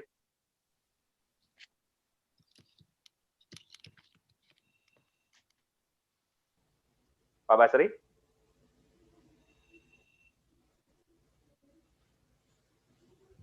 Halo Pak Basri? Oke, Mas Pak Basri Firman, masih bersama kita. Mas Margi, Ya. sambil nunggu Mas Margi. Assalamualaikum. Oh, waalaikumsalam. Sudah tersambung sebentar Mas Parji. Ya, silakan Pak Basri. Iya, terima kasih atas kesempatannya yang telah diberi Gama. Saya dari mahasiswa Universitas Al-Azhar Indonesia, pasca. Salah satunya juga, halo. Ya, silakan. Ini saya panggil Mas aja ya. Iya. Mahasiswa asalnya. Terkait dengan menjadi polemik saat ini adalah rancangan undang-undang kejaksaan itu. Saya kira sangat benar pembahasan kita pada sore hari ini. Langsung saja terkait dengan ini, bahwa pada dasarnya kejaksaan itu adalah tidak bisa dibatasi oleh wewenangnya, karena dia adalah sebagai penuntut umum. Dan pada dasarnya yang saya baca-baca juga rancangan undang-undang ini pada pasal 30 tentang tugas dan wewenangnya itu yang saya mau tanyakan kepada narasumber yang perlu kita kaji bersama undang-undang ini, bahwa pada dasarnya pada saat melaksanakan wewenangnya itu sendiri, ya harus kemudian ini sama presiden, tugas dan wewenangnya itu harus kemudian tidak salah kemudian apakah dia dibatasi wewenangnya oleh presiden atau gimana, ya. Kemudian karena cukup ya Pak Basri ya. Oh, ada lagi, silakan. Ya, lanjut. Karena kita ketahui bersama bahwa ini persoalan rancangan undang-undang ini memang betul-betul harus memang dikaji baik-baik oleh akademisi. Tidak kemudian tiap masa tiba akal. Karena kenapa? Ini adalah sebuah lembaga negara, kemudian adalah kepercayaan masyarakat. Begitu. Saya kembalikan. Oke. Baik. Terima kasih. Ini karena yang nanya mahasiswa Al-Azhar, Mas Suparji, monggo diberikan pencerahan. Baik. Yang pertama, lagi-lagi masih soal positioning kejaksaan tadi ya, antara eksekutif atau kemudian yudikatif ya. Karena kalau melihat konstruksi pasal 1 angka 1 memang memadukan itu. Ya. Lagi-lagi saya sebut kejaksaan adalah lembaga pemerintahan. Kalau disebut lembaga pemerintahan, berarti kan dia eksekutif kan, itu. Tapi kemudian itu dilanjutkan yang fungsinya berkaitan dengan kekuasaan kehakiman. Berarti kan dia menjadi yudikatif. Sedangkan kalau kita lihat di Undang-Undang Kekuasaan Kehakiman itu adalah kekuasaan negara yang merdeka untuk menjalankan peradilan guna mewujudkan tegaknya hukum dan keadilan. Jadi ini saya kira satu hal yang penting untuk kemudian diperjelas supaya tidak menimbulkan ya konflik norma ya atau konflik prinsip di dalam pelaksanaan tugas tadi itu. Meskipun di pasal 2-nya disebutkan kejaksaan dalam menjalankan fungsi yang berkaitan dengan kehakiman dilaksanakan secara merdeka. Yang dipertanyakan adalah kekuasaan kehakiman mana yang dilaksanakan oleh jaksa itu, ya. Sementara kekuasaan kehakiman itu adalah kekuasaan menjalankan sebuah peradilan, gitu ya. Apakah kemudian dalam konteks penuntutan, kemudian penghentian perkara, ya, penyidikan itu disamakan bagian dari kekuasaan dari kehakiman itu. Jadi supaya tidak menimbulkan satu persoalan tentang bagaimana memaknai antara representasi kekuasaan atau bagian dari lembaga pemerintahan dan kemudian kekuasaan kehakiman tadi itu harus diperjelas dalam proses aturan-aturan berikutnya. Kemudian yang kedua dari Pak Basri tadi itu tentang batasan kewenangan. Ya, batasan kewenangan menurut saya harus atributif sebagaimana yang ada di dalam undang-undang, tidak kemudian bisa dikendalikan atau kemudian diarahkan. Dalam konteks ini kewenangannya dilakukan oleh eksekutif atau kemudian oleh presiden. Jadi saya kira jelas soal ini bahwa kewenangan-kewenangan itu bersifat jelas turunan dari sebuah perintah undang-undang. Bukan misalnya karena adanya kewenangan-kewenangan yang semata-mata ditentukan oleh presiden. Meskipun hal itu juga bisa dilakukan dalam konteks misalnya itu tadi dia sebagai pengacara negara, misalnya ada perintah-perintah dari presiden ya atau pertimbangan-pertimbangan kepentingan umum dan lain sebagainya, tetapi tidak boleh menyimpangi apa yang ada di dalam undang-undang. Tapi prinsipnya saya mengapresiasi Pak Hendra, Pak Basri yang tertarik untuk mendalami RUU ini karena akan berimplikasi sangat luas. Persoalan apakah ini nanti berkaitan dengan konstitusi, saya kira masih perlu dikaji lebih jauh. Kita kaji terlebih dahulu rancangan undang-undang ini dulu. Saya kira itu Mas Margi. Oke. Matur suwun Mas Suparji. Mas Hasbuloh, monggo ditanggapi tadi dari dua penanya. Ada satu yang tadi sepertinya terlewat ya dari siapa Poltak ya, Poltak yang mengenai Hendra yang mengenai persebaran penuntutan dalam beberapa lembaga negara. Nah, memang di dalam RUU Kejaksaan ya tadi yang disebut dengan auditor militer misalnya dalam konteks di bawah militer melakukan suatu penuntutan. Nah, ini yang menjadi suatu ketidak konsistennya mengenai pelaksanaan dari Dominus Litis. Nah, saya lihat di dalam draft RUU Kejaksaan, ya, saya pikir di situ sudah jelas sekali bahwa dalam konteks pidana yang dimaksud di dalam Undang-Undang RUU Kejaksaan diartikan juga sebagai suatu pidana militer. Artinya apa? Artinya bahwa asas dominus litis, kekuasaan negara dalam bidang penuntutan yang diberikan kepada seorang jaksa penuntut umum diperjelas dan memang seharusnya dipertegas dalam suatu undang-undang kejaksaan. Nah, jadi sebetulnya RUU Kejaksaan yang draft terakhir ini sudah menjawab mengenai persebaran kewenangan dominus litis yang ada di beberapa lembaga. Begitupun di dalam Undang-Undang 19 tahun 2019 yang memang memposisikan ketika terkait dengan fungsi kewenangan penuntutan, maka dia harus dikoordinasikan sesuai dengan undang-undang. Ini berbeda kalau dahulu pimpinan KPK itu sebagai seorang juga penuntut umum, tapi di dalam Undang-Undang 19 2019 bahwa kewenangan penuntutan disesuaikan dan dikoordinasikan sesuai dengan undang-undang yang berlaku.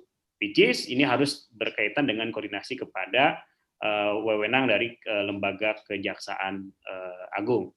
Itu yang pertama. Yang kedua, mengenai tadi sama halnya dengan positioning kejaksaan, memang seharusnya dalam konteks fungsi dan kewenangan independen, merdeka, dominus litis, ya single prosecution, kemudian asas oportunitas. Sejatinya, ya, memang seharusnya kalau menurut hemat saya, ini wilayahnya adalah wilayah dalam konteks dia berada di bawah kekuasaan kehakiman. Biar lebih diperjelas di dalam undang-undang kejaksaan yang baru. Karena undang-undang kejaksaan yang baru ini kan sebetulnya sebagai suatu harmonisasi atau sebagai suatu penyesuaian terhadap undang-undang yang ada sebelumnya setelah tahun 2004. Nah, Undang-Undang Kekuasaan Kehakiman sudah menyebutkan bahwa kejaksaan sebagai bagian dari kekuasaan kehakiman. Dan juga di dalam Undang-Undang Dasar memang secara implisit ya dijelaskan di dalam pasal 23 Undang-Undang Konstitusi Undang-Undang Dasar bahwa badan-badan lain disebutkan yang menjalankan fungsi-fungsi kekuasaan kehakiman. Sehingga dari runtutan dari konstitusi kemudian Undang-Undang Kekuasaan Kehakiman yang seharusnya diturunkan juga dalam suatu RUU kejaksaan memperjelas posisi ya dan juga dikaitkan dengan fungsi kewenangan ya dari kejaksaan itu sendiri, maka menurut saya RUU kejaksaan harus memperjelas kedudukan bahwa kejaksaan sebagai suatu lembaga di bawah yudikatif. Ini untuk menetralisir dan membuat ruh dari kejaksaan itu sendiri dapat lebih efektif. Kira-kira itu, Bang Magri. Jadi harapannya nanti positioningnya menjadi lebih clear ya, Mas Hasbulo ya. Betul, ya. Betul. Oke. Karena baik. Dari amandemen Undang-Undang Dasar ini multitafsir terus, ambiguitas namanya kan, ambiguitas kedudukan gitu. Akhirnya efeknya kepada ini masuk dalam ranah eksekutif, tunduk pada presiden apa tunduk kepada wilayah peradilan. Itu yang menjadi permasalahan sampai dengan saat ini. Baik. Terima kasih, Mas Hasbulo. Dan ini udah hampir 2 jam ternyata, dan memang kita butuh waktu banyak untuk mengupas lebih dalam lagi, tapi paling tidak siang hingga sore hari ini kita sudah sedikit memberikan peran ya sebagai bentuk partisipasi publik terkait rancangan undang-undang kejaksaan yang saat ini tengah diproses di DPR. Baik, Bapak Ibu hadirin sekalian dan juga jamaah virtual, sekarang kita memasuki sesi terakhir. Kita ingin mendengarkan kesimpulan benang merah dari acara kita hari ini dan kemudian apa catatan utama dari masing-masing narasumber sebagai bentuk masukan untuk rancangan undang-undang kejaksaan yang saat ini sudah berada di Badan Legislasi DPR. Yang pertama, kita akan dengarkan kesimpulan benang merah dan catatan utama terkait tema kita menyoal rancangan undang-undang kejaksaan. Kita akan dengarkan praktisi hukum senior yang juga pakar hukum dari Universitas Krishna Dwi Payana Jakarta. Monggo, Mas Firman Wijaya. Terima kasih, Mas Margi. Jadi catatan saya dalam konteks pembaharuan Undang-Undang Kejaksaan, rancangan undang-undang yang baru ini sebaiknya memperjelas prinsip dominus litis, di mana lembaga kejaksaan sebagai absolut otoritatif kelembagaan yang berwenang di wilayah penuntutan dan selaku eksekutor tunggal. Harapan saya rancangan undang-undang yang baru ini memberikan semacam empowering, ya, penguatan, bukan menderogating lembaga penuntutan atau memperlemah lembaga penuntutan, dan mendesain sebuah role model baru prosecutor system, sehingga konsep penuntutan yang ideal, lembaga penuntutan yang ideal itu semakin menunjukkan kejelasan arahnya, eksistensinya di dalam rancangan undang-undang yang baru. Setidaknya ini menjadi undang-undang umbrella rules, menjadi undang-undang payung dari lembaga penuntutan di Indonesia. Itu harapan saya, Mas Margi. Oke, baik. Terus lanjut Mas Hasbuloh, praktisi hukum yang juga pakar hukum dari Universitas Pancasila Jakarta. Silakan Mas Hasbuloh. Baik, Mas Margi. Harapan saya dalam RUU Kejaksaan ini yang pertama harus dibuka secara publik dan diuji secara akademis, ya, dari segi pengaturan RUU Kejaksaan. Jangan sampai ini menjadi bumerang bagi masyarakat dan juga bagi institusi kejaksaan itu sendiri. Kemudian perubahan undang-undang kejaksaan ini menurut saya amat sangat urgent. Kenapa? Karena undang-undang kejaksaan yang lama tidak bisa mengikuti perkembangan perubahan-perubahan undang-undang yang ada setelah Undang-Undang 2004, ya, dan juga tidak bisa mengikuti terhadap putusan-putusan MK yang juga masuk kepada kewenangan-kewenangan kejaksaan. Jadi diharapkan RUU Kejaksaan ini harus dilihat betul mengharmonize semua undang-undang yang tersebar yang menyangkut kewenangan dari kejaksaan. Itu yang pertama. Yang kedua adalah bahwa RUU Kejaksaan kami harapkan ini menjadi suatu RUU yang memberikan suatu penguatan, yang memberikan suatu pendefinisian terhadap kewenangan kejaksaan sebagai dominus litis, sebagai single prosecutor, sebagai pengendali dan oportunitas dalam konteks asas oportunitas dari kejaksaan itu sendiri. Dan yang paling akhir, diharapkan ada check and balances yang betul, ada reward and punishment yang jelas di dalam RUU Kejaksaan ini, sehingga efektivitas dari jaksa, ya, sehingga penyimpangan dilakukan oleh jaksa dapat diminimalisir, ya, kalau memang diatur secara jelas. Dan tujuannya adalah untuk mewujudkan jaksa yang independen, mandiri. Kira-kira itu yang bisa saya sampaikan. Mbak Margi, kira-kira itu. Ya. Oke, baik. Terima kasih, Mas Hasbulah. Terakhir kita akan dengarkan kesimpulan benang merah dan juga catatan utama dari pakar hukum Universitas Al-Azhar Indonesia, Mas Suparji Ahmad. Monggo. Baik, terima kasih Mas Margi. Yang pertama, menyusun sebuah undang-undang, merevisi sebuah undang-undang itu tentunya untuk menyelesaikan suatu masalah, bukan menimbulkan masalah baru. Oleh karenanya, harus diidentifikasi betul masalah-masalah yang dihadapi oleh kejaksaan dan diselesaikan melalui formula perubahan ini, dan kemudian diantisipasi kemungkinan terjadi masalah itu, dan kalau memang akan ada masalah, seharusnya itu dihindari. Itu yang pertama. Kemudian yang kedua, secara prosedural, karena memang ini niat baik, ya, ini adalah sebuah upaya perbaikan, maka prosesnya harus betul-betul transparan, ya, akuntabel, ya, dan melibatkan stakeholder yang terkait supaya kemudian dapat rumusan yang komprehensif, ya. Jangan sampai muncul pikiran-pikiran yang kemudian subjektif, mencurigai hal-hal ini kepentingan siapa dan sebagainya. Saya kira ini kan konteksnya bagaimana membuat kejaksaan yang menjadi lebih baik, terus kemudian menindaklanjuti berbagai putusan MK dan mengaktualisasi tentang bagaimana konsep perkembangan aktual dalam konteks keadilan. Kemudian yang ketiga, secara substantif saya kira yang terpenting apakah terkait dengan dominus litis, restoratif justice, atau kemudian berkaitan dengan kemenangan-kemenangan yang dimiliki, atau kemudian kemenangan soal masalah bagaimana kedudukan kekuasaan kehakiman, terus kedudukan sebagai kekuasaan eksekutif dan sebagainya, itu yang penting adalah tidak menimbulkan multitafsir. Dan kemudian ada yang saya sering katakan, testing stone-nya jelas ya, batu ujinya jelas. Yaitu adalah Pancasila, konstitusi, asas-asas hukum yang berlaku secara universal. Artinya apa? Sebelum ini kemudian diformulasikan, uji terhadap paling tidak 3 hal tadi itu. Kemudian yang terakhir menurut saya, jangan sampai ini kemudian nanti dibawa ke Mahkamah Konstitusi. Karena pada akhirnya yaitu akan sia-sia proses pembuatan ini kalau kemudian berpikir, kalau tidak setuju bawa saja ke MK dan lain sebagainya. Jangan sampai berpikir secara minimalis seperti itu, tetapi berpikir secara komprehensif bahwa karya ini adalah sebuah karya final, karya yang sempurna, tidak bisa misalnya ada celah untuk diisi atau dikatakan inkonstitusional.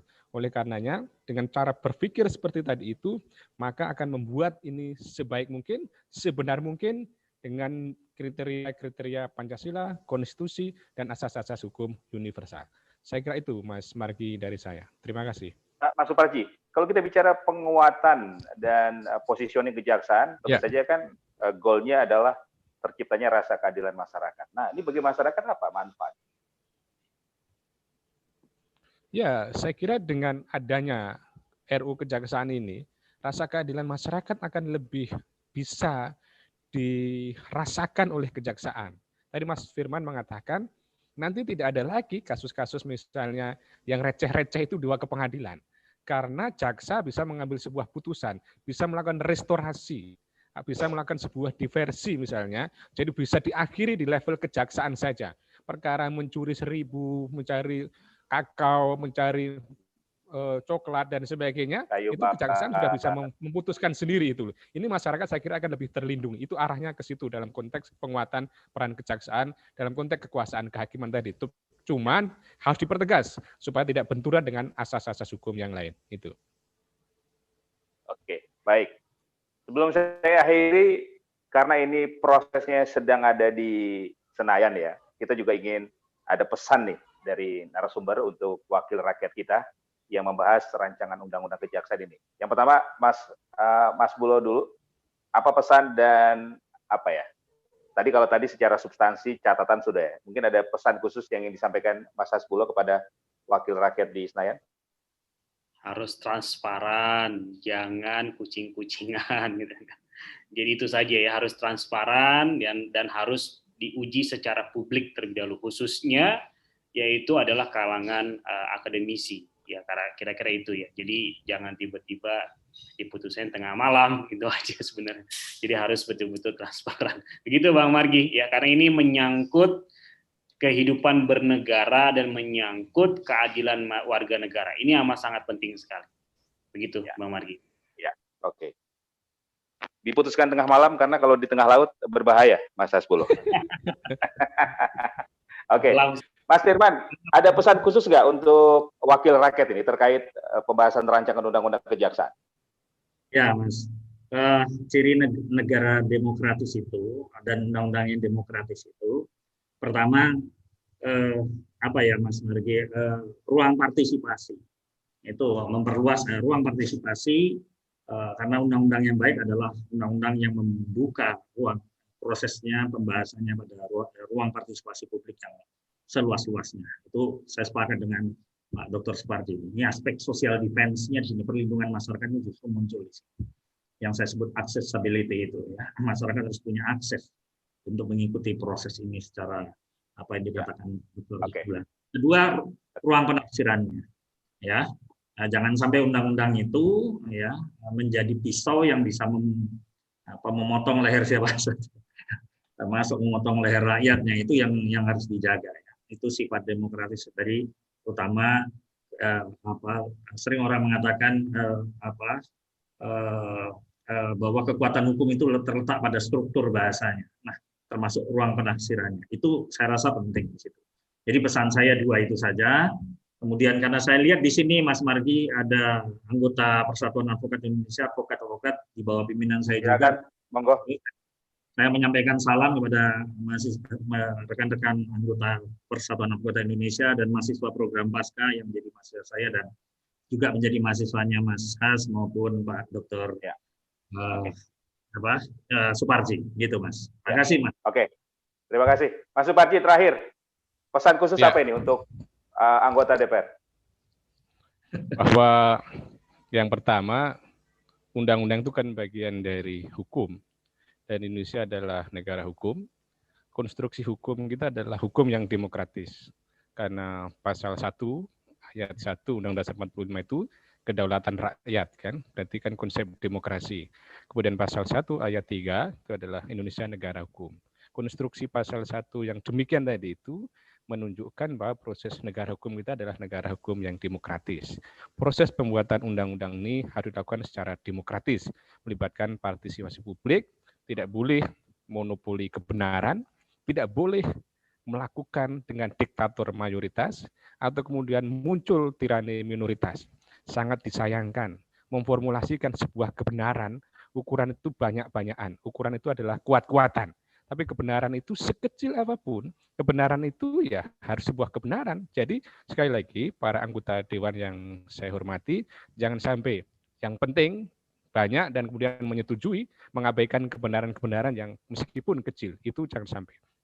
Kemudian yang kedua, saya kira jelas, panduan menyusun sebuah undang-undang itu ada dalam Undang-Undang 12/2011 ataupun Undang-Undang 15/2019 tentang pembentukan peraturan perundang-undangan. Itu taati, dan salah satunya adalah proses penyusunannya itu harus betul-betul memperhatikan berbagai pandangan masyarakat, dan hukum itu adalah untuk rakyat. Hukum itu bukan untuk penguasa, hukum itu bukan untuk oleh para aparat atau kemudian pejabatnya. Keadilan rakyatlah yang harus dikedepankan. Itu Mas Margi. Oke, siap. Terima kasih. Matur suwun Mas Suparji, Mas Firman, terima kasih. Mas Hasbullah, terima kasih juga sudah memberikan pandangan dan juga pencerahan. Semoga bermanfaat. Saya tidak ingin mengambil kesimpulan karena tadi kesimpulan dan benang merahnya sudah disampaikan oleh pakar-pakar kita, Mas Firman Wijaya, Mas Suparji Ahmad, dan juga Mas Hasbullah. Terima kasih juga untuk Bapak Ibu dan hadirin semuanya yang sudah ikutan di acara kita, talkshow yang dipersembahkan oleh Aliansi Publik Indonesia atau API dengan tema menyoal rancangan Undang-Undang Kejaksaan. Semoga bermanfaat dan ini bagian dari partisipasi publik memberikan masukan kepada wakil rakyat kita dalam pembahasan rancangan Undang-Undang Kejaksaan di DPR. Dan sampai di sini kebersamaan kita, saya Margi Sarip atas nama panitia dari Aliansi Publik Indonesia atau API mengucapkan terima kasih atas perhatian dan kebersamaan Anda. Mohon maaf apabila ada kekurangan dan insya Allah kita bisa jumpa lagi di kesempatan yang lain. Selamat sore. Assalamualaikum warahmatullahi wabarakatuh. Waalaikumsalam. Terima kasih Pak Dr. Abdullah. Matur suwun, terima kasih semuanya. Yuk.